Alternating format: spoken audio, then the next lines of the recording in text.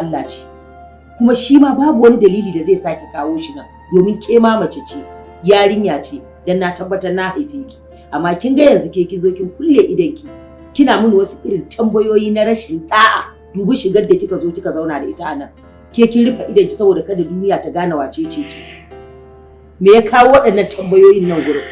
Hajiya na fahimci inda kika dosa shari'a ta Allah ce amma kuma da sa hannun iyaye saboda su ma suna taimakawa wurin lalacewar rayuwar mu da kuma mai da mu mutane na gari in ba iyayenmu sun tsaya akan mu ba ba za su san me muke ciki ba yanzu ke kina nufin cewa ni ban cancanci uwa ta gari da zan sa ƴata a turba ta gaskiya ba nan na dosa ba kewaye ki da iyawarki da iyayenki ne yasa kika zama haka ba nan na dosa ba to mu je ga tambaya na gaba shine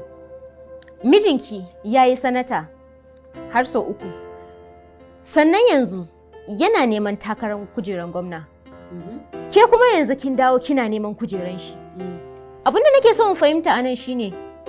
su talakawa kenan ba su da yanci kun mai da kujeran sarauta gado ne wanda talakawa za su kare a karkashin ku shi mijinki yayi ke kin yi ba mulki ake magana na siyasa ba sarauta ba me ka sarauta to ai gani ne ku mulkin naku yana kokari ya zama mulkin mallaka wai tsaya tambaye ki da Allah nan kin zo ne ki ci mun mutunci a nan gurin shi yasa kika gayyato ni dama irin filin naku kenan ku gayyato mutane ku ci musu mutunci ko ku a'a zaki min tambayar da take buƙatar ansa domin al'umma da suke kallon mu su ji ki hakuri Hajiya ba cin mutunci na zo miki ba amma ina kokari in nuna miki cewa su talakawa suna da yanci ni ma zan yi mulki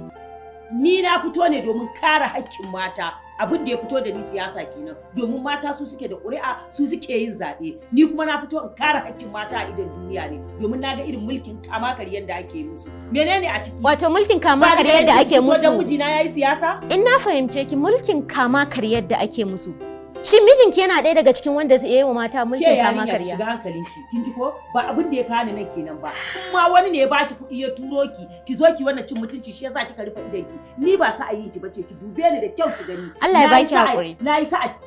Allah ya baki hakuri Hajiya yadda ba za ki zauna da taki da ta baki mata wannan tambayar ba bai kamata ki min wannan tambayar ta wulakanci da rashin mutunci ki yi hakuri na gaya miki in kin saba ki je ki dosa amma ni ba aboki yayi Allah ya baki hakuri jama'a masu kallon mu kun ga inda ta kaya tsakanina da matar